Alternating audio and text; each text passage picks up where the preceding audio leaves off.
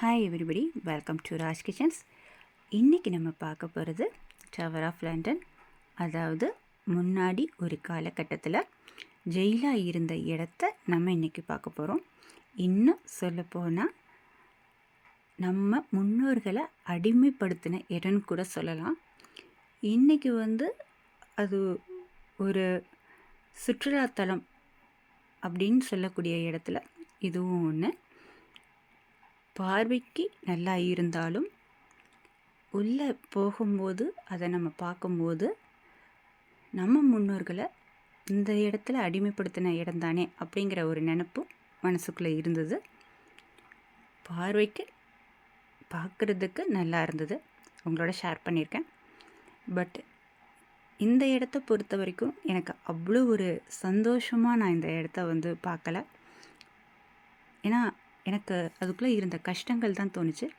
ஆனால் அன்னைக்கு நம்மளை கொடுமைப்படுத்தினதுக்கு இன்றைக்கி அவங்க கொடுக்குற மரியாதை அதை விட பல மடங்கு அதிகமாக இருக்குது. ஏன்னா நான் ஒவ்வொரு இடத்துக்கும் வெளியே போகும்போது நம்மளுடைய ஃபேஸ் கட் வச்சு அவங்க இண்டியன்ஸ்னு கண்டுபிடிச்சி நமக்குன்னு கொடுக்குற மரியாதைகள் அதிகமாகவே இருக்குது. அதை என்னால் உணர முடியுது. அதை இந்த செகண்ட்ஸ் நம்ம சந்தோஷமாக ஏற்றுக்கிட்டாலும் பழசு நடந்திருக்கிறத நினைக்கும் போது கொஞ்சம் வருத்தமாக இருக்குது. பட் ஆனால் காலங்கள் மாறும்போது எல்லாமே மாறி வரும்போது அவங்களையும் நம்ம ஏற்றுக்கக்கூடிய மனப்பக்குவத்தோடு நம்ம செயல்படுற மாதிரி இருக்குது. இப்போ மாறியிருக்காங்க.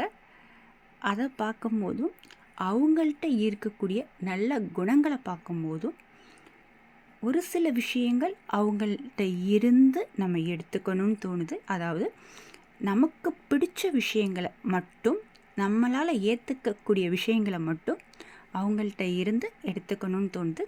ஏன்னா எனக்கு நான் இங்கே வந்து பார்க்கும்போது நிறையா விஷயங்கள், அவங்க அந்த சிரிச்ச முகத்தோடு இருக்கிறது, எல்லாரையும் வெல்கம் பண்ணுறது, அந்த விதம் நல்லா இருந்தது. இது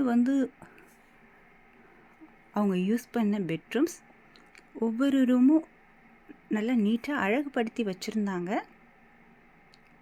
இப்போ நம்ம பார்த்துட்ருக்கிறது நீட்டாகவும் வச்சுருந்தாங்க. இன்னொன்று, அந்த கட்டடங்கள் ரொம்ப அழகாக இருந்தது. அது எனக்கு பிடிச்சிருந்தது.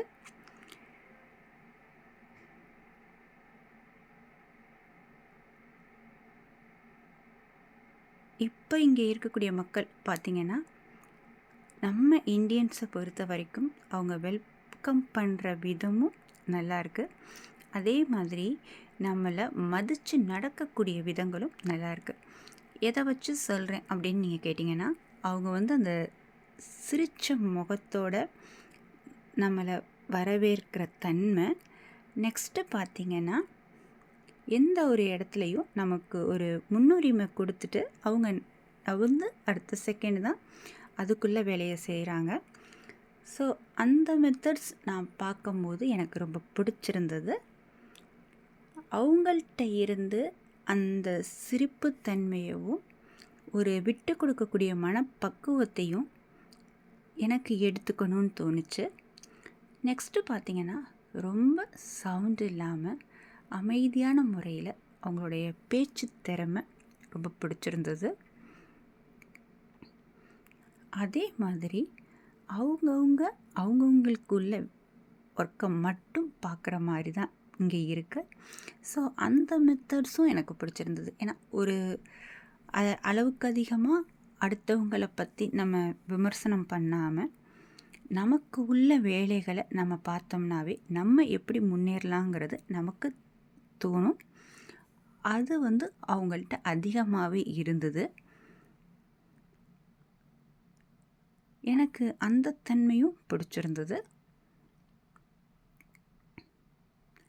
இந்த கதவெல்லாம் பார்த்திங்கன்னா ரொம்ப அழகாக அதை செதுக்கி பண்ணி வச்சுருந்தாங்க. அந்த காலத்து டோர் தான், பட் ஆனால் இப்போவும் அதை புதுப்பிச்சு வச்சுருக்க மெத்தட்ஸ் ரொம்ப அழகாக இருந்தது.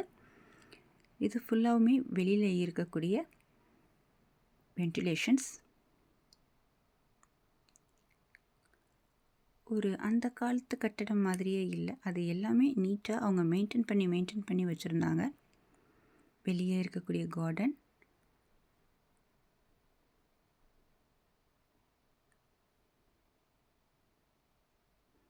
பார்த்தீங்கன்னா ரொம்ப அழகா இருந்தது.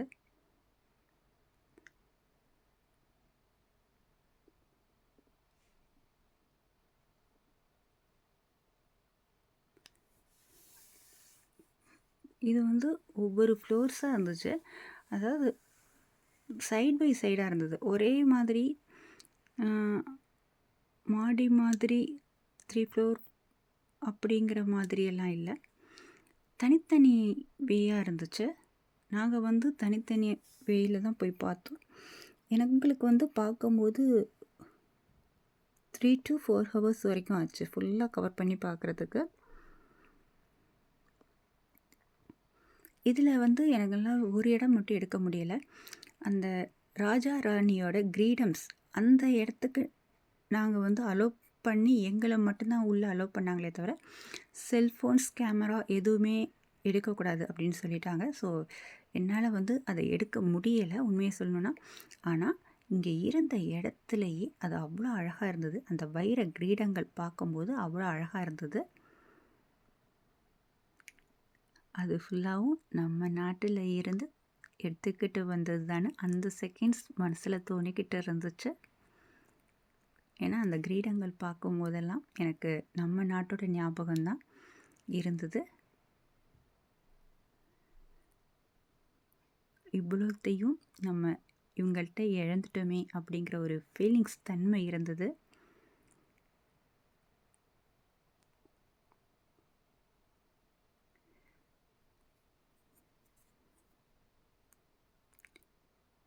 நெக்ஸ்ட்டு பார்த்தீங்கன்னா, ஒவ்வொரு இடத்துலையும் போர்ட்ஸோட அங்க என்ன இடம்ங்கிறதையும், அவங்க வந்து யார் இருந்தாங்க, எப்படி வாழ்ந்தாங்க அப்படிங்கிறதோடையும்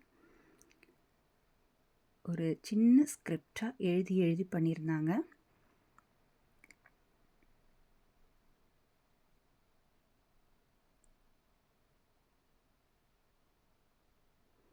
இது அவங்க போட்டிருந்த உடைகள் அந்த மாதிரியும் எடுத்து தனித்தனியா கவர் பண்ணி வச்சிருந்தாங்க. பட் ஆனா அந்த மாரி இடத்துக்கெல்லாம் ஃபுல்லா நம்மளால கவர் பண்ணி எடுக்க முடியல. ஏன்னா, அவங்க வந்து சொல்லிட்டாங்க ஃபர்ஸ்ட்டே ஃபுல்லாத்தையும் கவர் பண்ணாதீங்க அப்படிங்கிற மாரி சொல்லிட்டாங்க. ஸோ, ப்ராப்ளம்ஸ் எதுவும் வரக்கூடாது அப்படிங்கிறதுக்காக மேலோட்டமா மேட்ச் பண்ணி எடுத்துக்கிட்டேன்.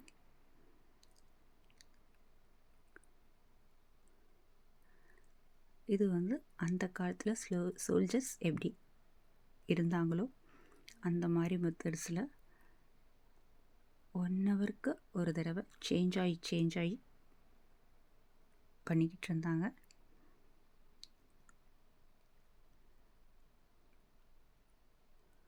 அவங்கள்ட்ட ஒரு சின்ன அணுக்கூட அசையாம அந்த இடத்துல அப்படியே ஸ்டில்லாகி நின்னாங்க.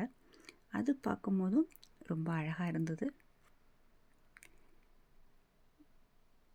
ஓகே. Thank you.